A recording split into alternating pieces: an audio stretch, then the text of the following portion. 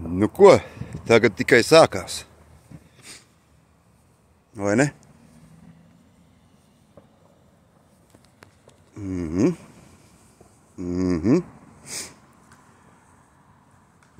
Visiem šitiem te gudrajiem dīvānu dirsējiem, atvainojos par savu franču valodu,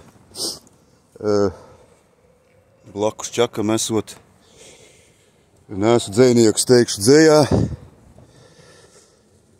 esmu pieņēmis sevī šo pasauli, esmu pieņēmis sevī Dievu un visiem paziņoju no šā brīža, lai nemaz nedomā sliktas domas, vismaz manā virzienā.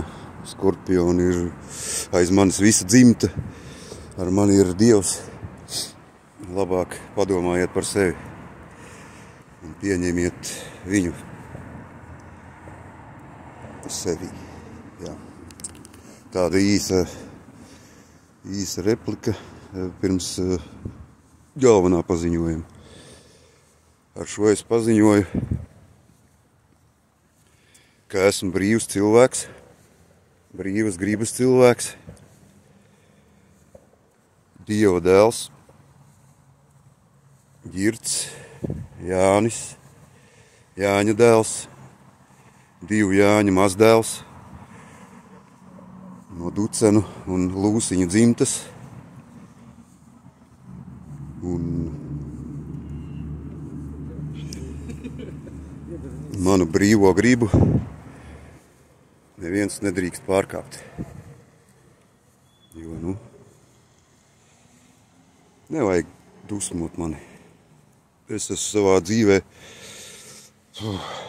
neapzināti nogalinājis vai aizsūtījis uz to sauli caur savām dusmām. Viens aizgāja gada laikā, viens aizgāja ātri. Advokāts tur bija tāds savā laikā 90. negodīgs. Un vēl viens bija uzmeties par zivju inspektoru un gribēja man te taisno tiesu lemt. Tas arī pēc gada.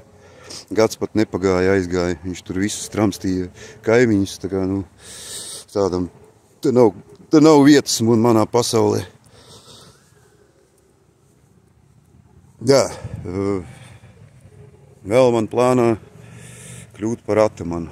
Tagad sāku mācīties, apgūt visādas zinības. Tā kā būs jautri. Čilā.